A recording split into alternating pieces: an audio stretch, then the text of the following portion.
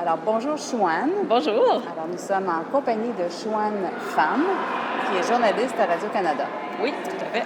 Et Chouane a fait 5 reportages, 5 portraits à l'occasion du mois du patrimoine asiatique. Alors, peux-tu nous expliquer d'où est venue l'idée de faire 5 reportages pour le mois du patrimoine asiatique?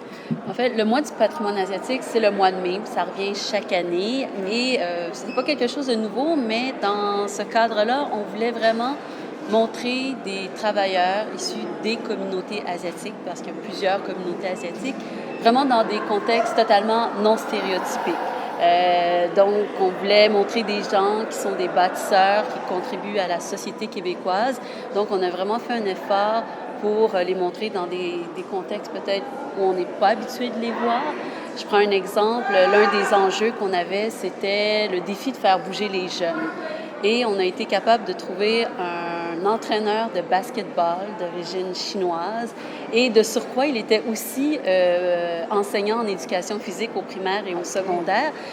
C'est sûr, j'aurais pu trouver facilement un entraîneur au badminton. Il y a plein d'Asiatiques qui jouent au badminton, mais là, non, on a vraiment voulu montrer des gens, comme je vous dis, dans des contextes non stéréotypés. Puis je me dis que c'est important de montrer ces gens-là pour qu'on puisse comprendre qu'ils font partie de la société comme tout le monde, Donc, pour toi, c'est vraiment pertinent qu'il y ait un mois qui soit dédié à montrer la contribution des gens d'origine ou de culture asiatique. Bien, c'est sûr qu'idéalement, si on était dans un monde parfait, il n'y en aurait pas de mois du patrimoine asiatique, puis on serait tous en symbiose, on serait tous parfaitement intégrés.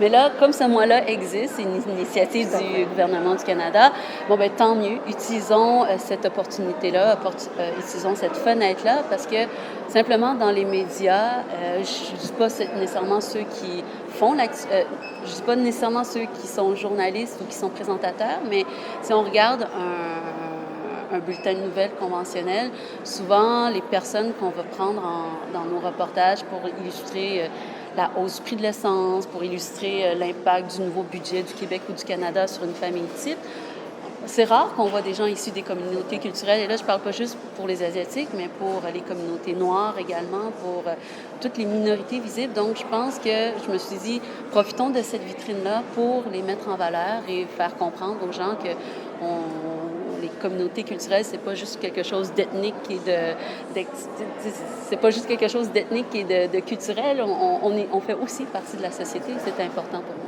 Puis, est-ce que tu peux me parler brièvement de tes origines à toi? Oui, moi, je suis d'origine vietnamienne. Je suis née à Montréal. En fait, je suis la première de la génération dans ma famille à être née au Québec. Mes parents ont quitté le Vietnam tout de suite après la guerre. Donc, moi, je me vois autant québécoise que vietnamienne. Honnêtement, je suis beaucoup plus québécoise dans ma culture, dans ce que je vis, dans ce que je suis. Je parle mieux français que vietnamien, mais n'empêche, ce que j'ai de vietnamien en moi, j'y crois fortement, puis ça teinte toute ma personne aussi. Puis est-ce que tu sens que ton héritage vietnamien apporte une contribution importante dans ton travail à Radio-Canada? Je ne sais pas, sûrement un regard différent. Je peux pas dire que je suis très représentative de l'ensemble de la communauté vietnamienne. Je suis une personne de deuxième génération aussi. Donc, moi, c'est sûr que ceux qu'on voit souvent, c'est des premières générations, des immigrants, ceux qui viennent d'arriver, soit dans des reportages sur l'intégration, sur la francisation. Mais moi, quand je vois ces personnes-là, je ne me reconnais pas là-dedans. Et c'est important pour moi de trouver un espace aussi pour les deuxième, troisième générations qui veulent être vues, qui veulent être entendues. Moi, j'ai 4 enfants, donc... Oui. Moi, je suis d'origine vietnamienne, mais le papa est d'origine canadienne. Et j'ai un de mes garçons récemment, il est revenu de la garderie avec un dessin de Cupidon pour la Saint-Valentin et il avait décidé que Cupidon avait la peau brune. Parce que pour mon garçon, son idole, c'était Piquet Souban et c'était le personnage de Finn dans Star Wars, même qu'il m'a déjà dit que j'aimerais ça avoir la même maladie que Michael Jackson, mais à l'inverse. Lui, il aurait aimé ça avoir la peau brune. Mais je me dis... je trouve ça formidable. Si on ne montre pas des gens, des modèles de gens issus de communautés culturelles, si on ne leur montre pas ça, je veux dire, les gens ne pourront jamais s'identifier à eux. Alors, C'est un Tu peu sais, cette à démarche. Radio-Canada, c'est important de ce qu'on appelle, on a d'ailleurs une section qui s'appelle la diversité, alors qu'il y ait vraiment le plus possible, ou du moins en augmentant des gens issus d'autres cultures. Puis, est-ce que tu sens, toi, que tu es bien incluse dans la famille radio-canadienne? Est-ce que tu te sens puis dans la société québécoise en général? Oui, totalement. Totalement. Sauf que c'est ça, la diversité, comme je disais, il ne faut pas le voir comme. Tu sais, faut pas le voir comme quelque chose d'exotique non plus.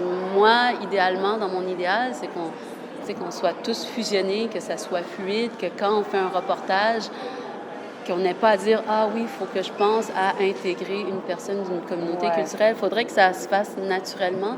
Et je pense que c'est cette étape-là qui ne se fait pas encore de façon naturelle. Juste prenez n'importe quel téléjournal du 18h ou du 22h, regardez tous les citoyens clés qui sont interviewés, que ce soit dans un vox pop ou dans un témoignage, calculez le nombre de personnes qui sont issues d'une communauté culturelle.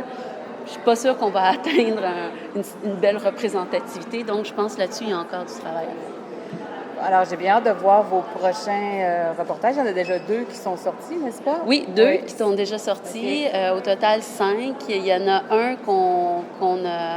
on aurait aimé en faire un 6e, mais ce projet-là a été abandonné parce qu'on avait de la difficulté à trouver.